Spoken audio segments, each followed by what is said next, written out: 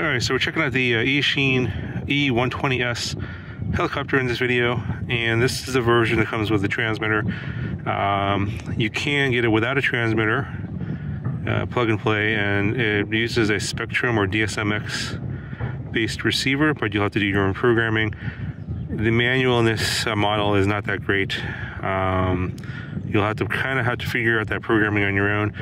I did bind this to a Radio Master with a 4-in-1 multi-protocol module. It did bind, but I was not able to get the programming to work. So if you're wondering about that, sorry, can't answer that question. So I'm just gonna fly with the transmitter it came with. It's got one of these 60 3D modes, so you can do, I guess 60 is stabilized mode, and 3D is like basically you can do like tricks and stuff. I guess if you're trying to learn, this is what they're aiming this budget helicopter for, is beginners. Start off in 6G mode where it'll be stabilized, and then if you want to try some tricks, do 3D mode, and then if you want to get back, if you wanted to like basically rescue the helicopter from crashing, you can flip into 6G mode and it should self-stabilize, but it will lose some altitude, so do your tricks high up. This is a mode 2 transmitter. Throttle here on the left. I don't think it comes with other mode transmitters available. I'm assuming these little flaps in the back here probably offer a way to switch to mode 1, but there were no instructions in the manual on how to do that, at least as far as I could tell. High-low rates on this switch over here. There's a throttle hold over here, and I'm not sure which positions are which, so we'll figure that out when I fly it. And then there's a flap gear mode switch here. Not 100% sure what that one does. So in terms of the helicopter itself, that's a direct drive. It's got a 2406 1800 kV brushless motor on the bottom. It is a collective pitch helicopter, but it's a simplified design, so should be less parts and a little bit easier to repair when you crash, and it will break when you crash. Has a carbon fiber boom here in the back for the tail, and a brushed motor for the tail rotor, and it does come with spare props. And this version comes with a single 2S 500 milliamp hour battery. Balance lead connector plugs in right there. There's actually the other versions you can get are 2 battery versions and 3 battery versions. So without further ado, take it up in the air. I'm a beginner helicopter pilot, so I'm just gonna pretty much stick it in 6G mode and see how it flies. It's kind of windy today, about a 10 to 15 mile an hour wind, so we'll see how bad this reacts in the wind. All right, I'll turn on the transmitter first. Just plug in the Heli, should power it up. Put it on the ground. I'm gonna point it away from me. Standard controls for pitch forward, pitch back, roll right, roll left, yaw on the stick here, and throttle.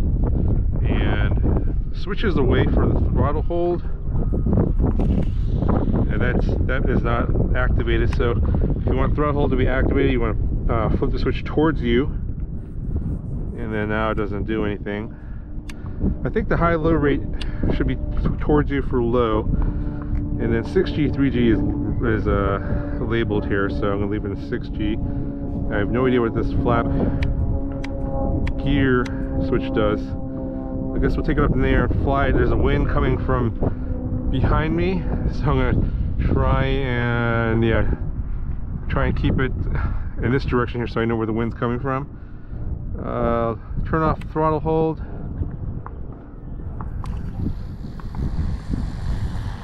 Take it up. You can see the wind is already pushing it, but you can see it's stabilizing itself. Yeah, it's the wind's don't fly this in the wind, folks. This is crazy. The throttle is a little sensitive, especially in the middle. Trying to maintain a hover here. Put it in the middle there, it doesn't go up and down too much. It's going to get pushed by the wind, so I'm going to have to control it. Alright, so let's see if I can just fly it around here. I haven't flown line of sight anything in a long time. It's kind of similar to flying a drone in angle mode.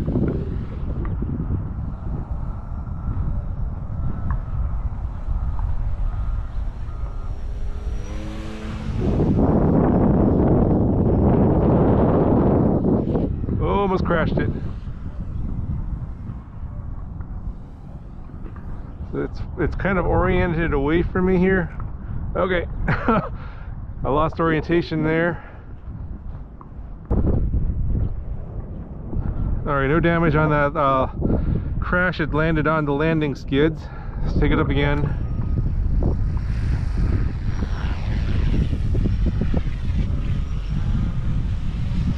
So even at low rate, the yaw is pretty sensitive. I'm going to try and keep it closer here. And you can see it's not very loud. One of the advantages of these helicopters is it's not going to scare a lot of people. But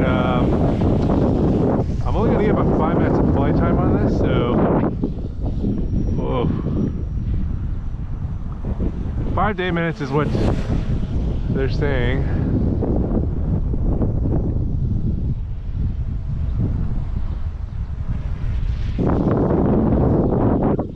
Even in 6G mode, flying in the wind is tricky, not easy.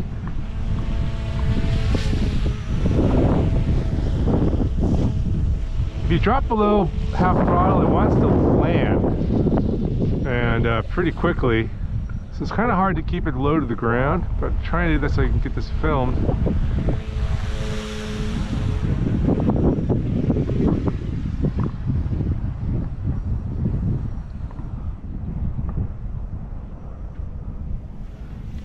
Put in high rates here, so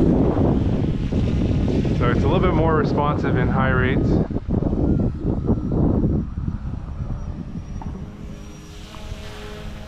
Let me just see here. See what is this like? Woof.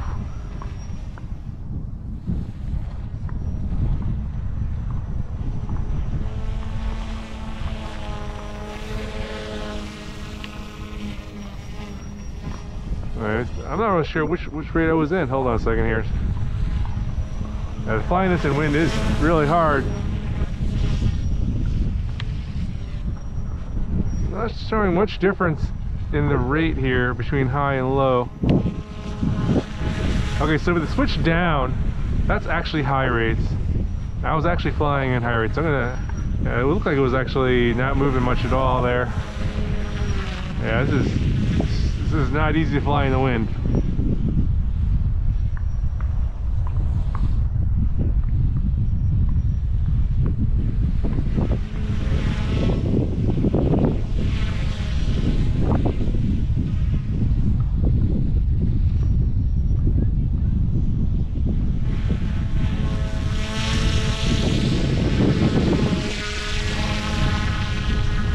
So I'm going to switch it into 3D mode. Oh, okay.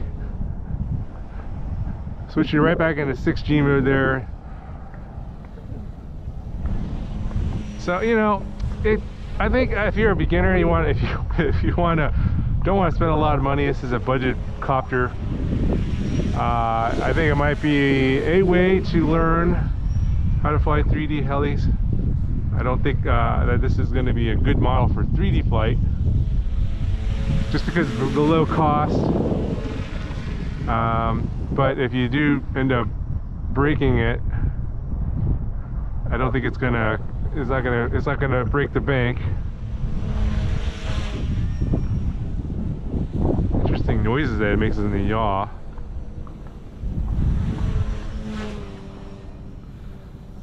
The yaw rate is like ridiculous. Like, here, I'll just show you what it's like. Bring it closer.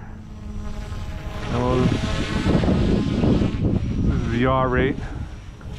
It's pretty crazy.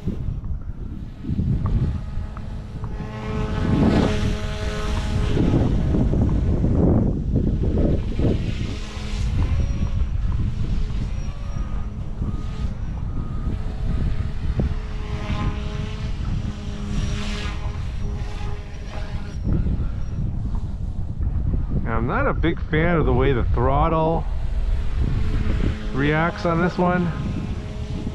It's like it's hard to maintain level flight, like kind of keep in the middle. Once you either go up or down, you're constantly having to adjust the throttle. It might be maybe the nature of this direct drive motor. It's a 24/6 size motor, and obviously no gears, so it's possible that this motor just doesn't have a lot of torque response. And it's just a guess. I'm not an expert on helis at all, but it just seems like it wants to either go up or go down. It's like just to maintain that kind of level flight right here, I'm having to constantly go up and down on the throttle. But also, this isn't the best transmitter in the world either.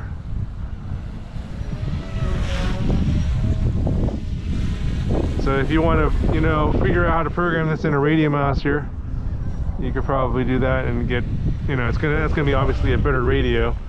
Obviously that radio costs more than this helicopter at about $130.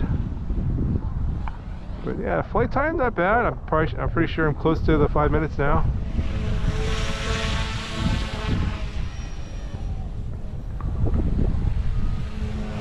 I suppose you could probably fly as FPV. It's like flying a drone in angle mode. Get rid of that canopy, and I'd probably have to print some 3D printed parts. I don't know. If you guys want to see some FPV on this later, let me know in the comments. I hear the motor sound. I think the